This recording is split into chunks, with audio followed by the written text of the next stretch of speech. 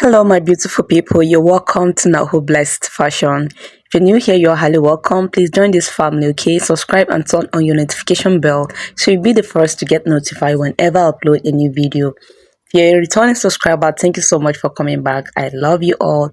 Okay, guys, we are going to be making the underbust corset today. I already dropped the dress tutorial in the channel already. I'm going to drop the link in the description box and at the end of this video, or you can check the comment section. So today we are going to be making the underbust corset, okay? So I'll fold my fabric into two. Make sure your fabric is on fold, okay? Then I'll create a starting line. The corset is starting from the underbust and my underbust is 13 inches. So I'm going to place 13 inches on the line and then mark my waistline of 16 inches and then I'll add like 6 inches. Okay, I'm going to come down by like 6 inches and I'll create straight lines just like this. So I have my underbust line, my waistline, and my, let me say, hip line, though it's not up to hip measurement. Okay, so at the underbust I'm going to divide my underbust by 4 and then mark it out and then add 1 inch sewing allowance. At the waistline I'm going to mark my waist measurement, divide by 4 and then I'll add my 1 inch sewing allowance. At the hip line I'm going to take my hip measurement, divide by 4 and then I'm going to add my 1 inch seam allowance. I'll go ahead and connect my hip to my waist just like this, and I'm going to connect the waist to the underbust just like this. And then from the waistline I'm going to come down by 3.5 inches. That's where the box effect is going to start. Okay, so I'm just going to give it a nice curve. You can make it V, you can make it curvy, anyhow you want it to be. This actually depends on your preference, okay? So I just give mine a little curve. And then from the center of my underbust line, I'm going to come down by 1.5 inches.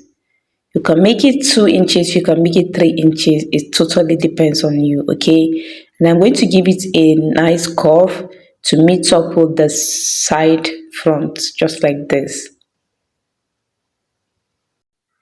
I'll just go ahead and cut it out. If you're new to this channel, please don't forget to subscribe, okay? Subscription is absolutely free. Subscribe and turn on your notification bell. It's very important, just so you get notified. Immediately I'm dropping a video, you'll be notified, okay? If you find at any point you find value in this video, please don't forget to give it a thumbs up, and if you can drop comments, I'll really appreciate. So I'm going to use my front piece to cut out the back piece. I'm just going to place it like this, nothing like zipper allowance here, okay? So just place it equal like this, okay? And then the upper part for the back is going to be straight, okay? Just watch me carefully. And then there's nothing like back's effect at the back, okay? The back is going to be straight too, so I'm just going to fold this back's effect just like this and then make my back straight. I hope this is clear. The back's effect is just at the front. Then I'll cut out the side just like this. Okay, next I'm going to take out 2 inches from the center back. Okay, because of our eyelets, because of the loops, we need to create space for it, right? So I'm going to take off 2 inches away, just like this. So this is what we have. Okay, I'm going to cut out lining for all of them. I've cut out my lining and I hasted all of them. I gummed hasty on all of them, okay? So I'm going to place them right side facing the back piece, right side facing the front piece, just like this, right side facing, and I'm going to stitch it with the 1 inch I left for my sewing allowance. Okay, I'll do the same thing to the lining as well, right side facing right side. just like this, and I'll stitch it with the same 1 inch seam allowance. Okay, we're going to stitch them separately before joining them together. I've done that, as you can see. Okay, I'll bring my lining just like this, place it right side facing, and I'm going to stitch the side with just half inch, just the side. Okay, place them right side facing, stitch the side. I've done that. I'm going to turn it to the right side, and this is how it is. Okay, this is how it is. I will just iron it down and then trim out this rough ends. Okay,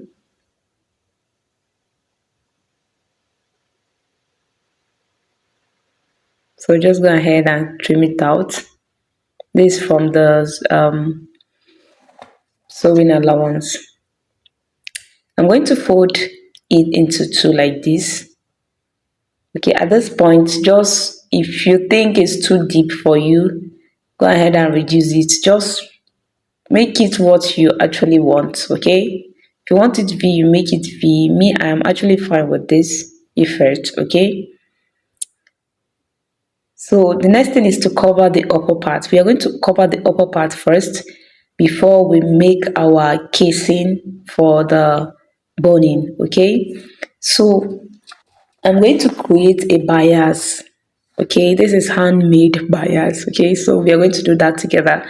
I cut out fabric of 2 inches, 2 inches, and I'm going to fold one end just like this.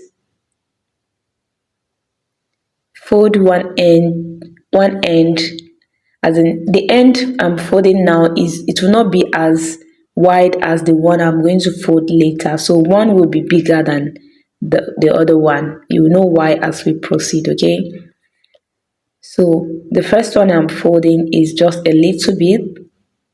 Okay, while the second one I'm going to fold is going to be bigger. So after folding it, you iron it down just like this. And then, yeah, this is the second one. You're going to fold the second end. Make sure one end is bigger than one end. Okay, so this one now is wider.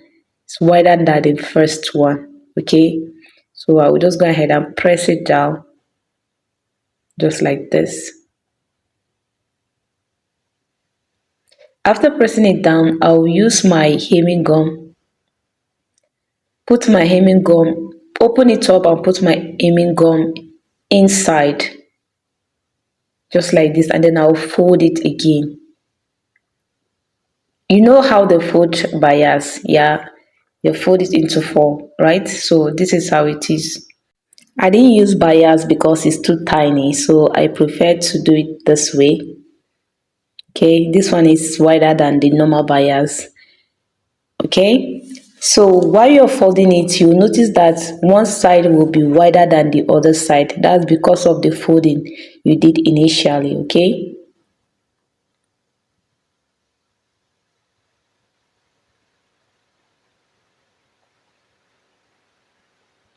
so this is what I have, and this is it. If I open it up, this is how it's going to look like, as you can see.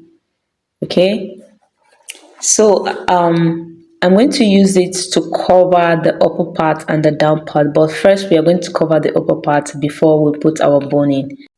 So I'm going to open my bias and then place the upper part inside the bias, in between the bias, just like this. The wider parts of the bias is at the down part, and the shorter part is at the upper part. So I'll go ahead and stitch it just like this. So I went ahead to pin it down first. Okay, as you can see, my upper part is in between my bias, right? The shorter part of the bias is at the upper part, and then the longer part is at the down part.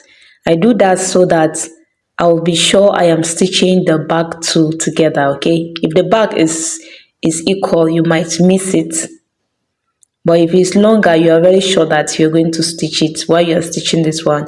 That one is, you are holding the back side too. Okay, so I'll just go ahead and stitch it like this. Just try and give it a very neat stitch.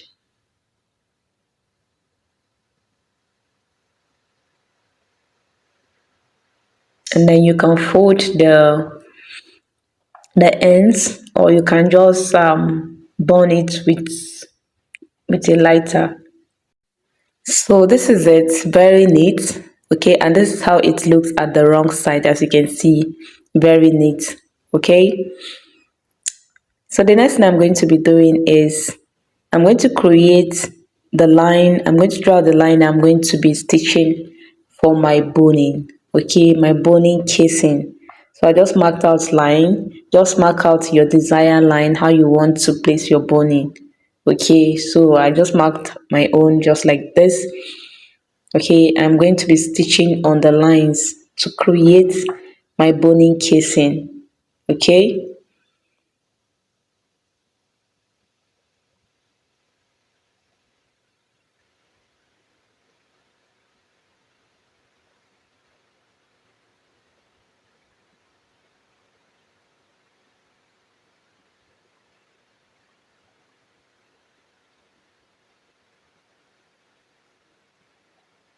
I hope you're getting this very clear. I'm stitching on the lines I draw for my boning. Okay, the the boning is half inches, so I make sure I have half inches in between the two lines. Okay,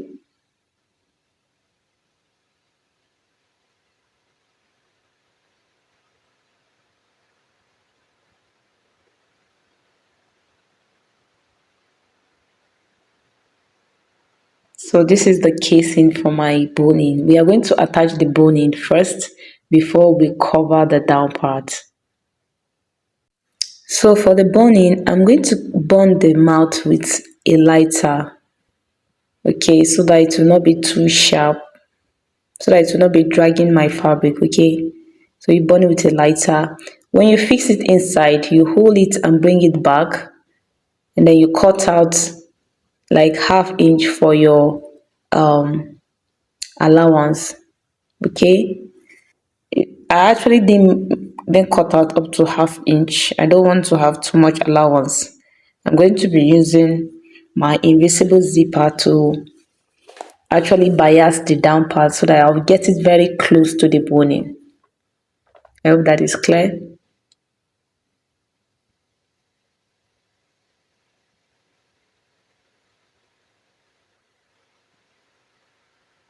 So I'm going to hold it, bring it down, bring it out a little bit, and then cut it out.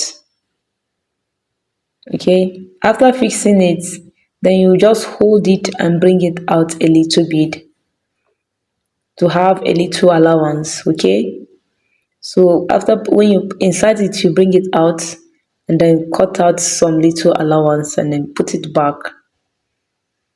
I hope this is clear. This is what I have.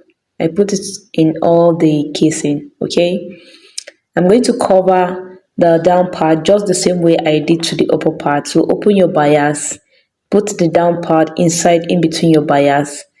Okay, and then stitch it all the way. Okay guys, I've biased the down part and I went ahead to um attach my eyelet. As you can see, for the eyelets, you can do that in the market if you don't have the eyelet machine. And this is it, looking neat at the wrong side too. Okay, so I actually fold a rope. Okay, just fold a rope, and then I'm going to pass it through the eyelets.